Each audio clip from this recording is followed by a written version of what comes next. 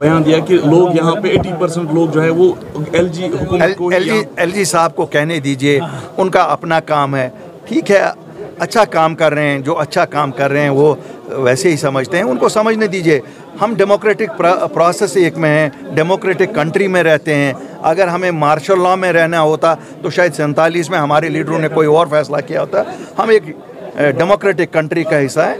Democracy देर सवेर आ ही जाएगी democracy.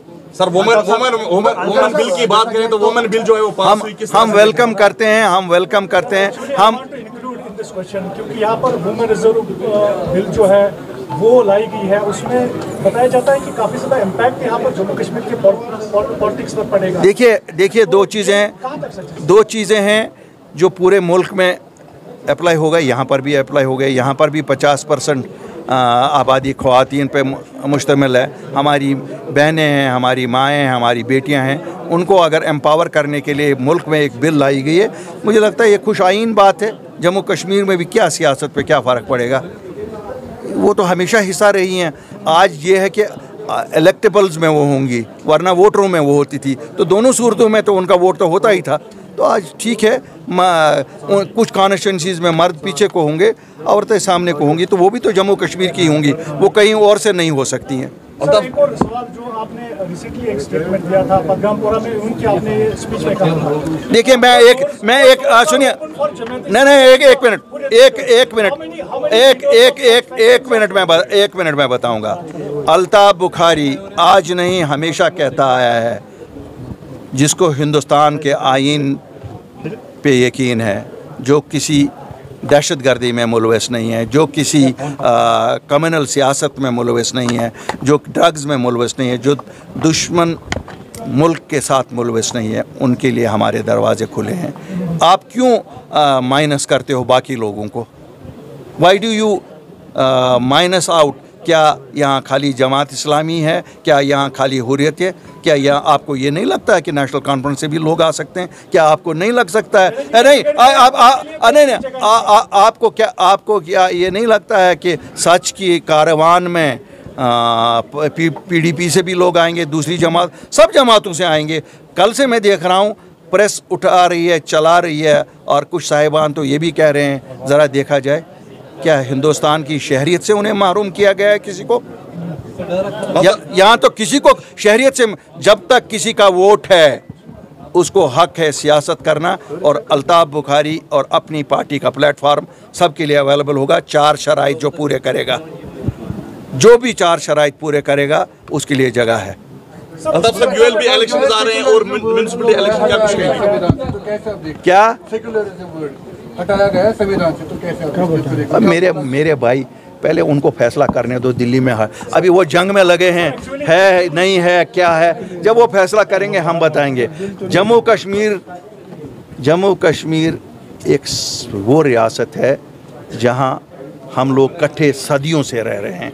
ये नहीं कि हम 74 साल से आज़ाद हुए हैं तो बस 74 साल से ही रह रहे हैं, हम हमेशा रहे हैं। हाँ, यहाँ पर आपने कहीं एक मौलाना साहिबान के लिए भी बोला, जिनको कहीं देखिए हम तो दोहार ही देते हैं, हम छुड़वाते नहीं हैं, हम दोहार देते हैं, छोड़ते वही हैं जो पकड़ते हैं। और सही बात कही है बीजेपी की किसी लीडर ने कि हमने छुड़वाया, क्योंकि पकड़वाती भी वही हैं।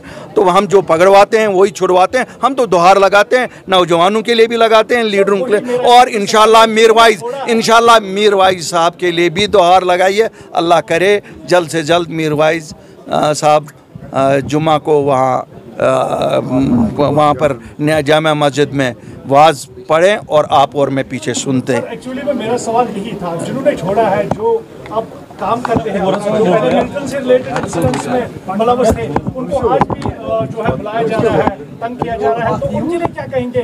क्या इसी तरह उनको भी रिलैक्सेशन देने की ज़रूरत है? देखिए मैं तो बड़ा सही क्लियर हूँ इसमें।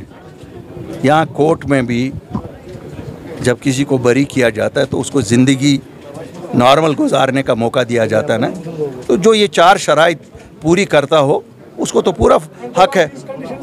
मैंने कहा ये 4 कंडीशन उसको हिंदुस्तान के आईन व पे, हाँ, कॉन्स्टिट्यूशन ऑफ इंडिया पे यकीन होना चाहिए। He should be for integrity and sovereignty of India. वो ड्रग्स के बिजनेस में इन्वॉल्व नहीं होना चाहिए, वो कम्युनल ये नहीं सियासत नहीं करना चाहिए, वो दहशतगर्दी में इन्वॉल्व नहीं होना चाहिए, वो किसी दुश्मन मुल्क के साथ साजिश में शामिल नहीं होना चाहिए। जो इसमें नहीं हुआ वो हमारे साथ, he is welcome, why not. आपको क्या लगता है आज तक जिन लोगों का आप नाम लेते हैं, क्या वो वोट नहीं देते थे? उनके वोट से सरकारें नहीं बनती थी? वो अब मानने को तैयार नहीं है आज वो लोग, वरना एक जमात तो बनी ही उन्हीं वोटों पे। उन्होंने तो उनका निशान तक चोरी कर लिए। अल्ताफ साहब, यूएलबी इलेक्शंस आ रहे हैं और पंचायत इलेक्शंस, किस तरह की तैयारी है जो है आप? बिल्कुल अल्लाह के फजल से एक सियासी जमात को जो तैयारी करनी चाहिए, हम बिल्कुल तैयार हैं। जब भी होंगे इंशाल्लाह। क्या है? हम भी एक प्लेयर हैं, ये नहीं है कहेंगे तुमने ना पांचों शाह सवार। एक्चुअली अभी जो मुल्ला साहब ने एक स्टेटमेंट दिया है, उन्होंने उनके हथवारा में उन्होंने स्पीच किया है कि बीजेपी का टारगेट खाली नेशनल कॉन्फ्रेंस था, कि यहाँ पर नेशनल कॉन्फ्रेंस को खत्म किया जाए, इसीलिए उन्होंने delimitation and other processes started here in Kashmir after application of 371। देखिए, उमर साहब के अपने नज़रिया है, मैं उस पर कोई कह नहीं सकता, उन्हें पता है कैसे क्या होगा। लेकिन हाँ, हम ये बिल्कुल सही मानते हैं कि डीलिमिटेशन में जस्टिस नहीं की गई, लोगों के साथ, इलाकों के साथ जस्टिस नहीं की गई। बाकी उनका अपना होगा जो उनका नज़रिया होगा। शुक्रिया।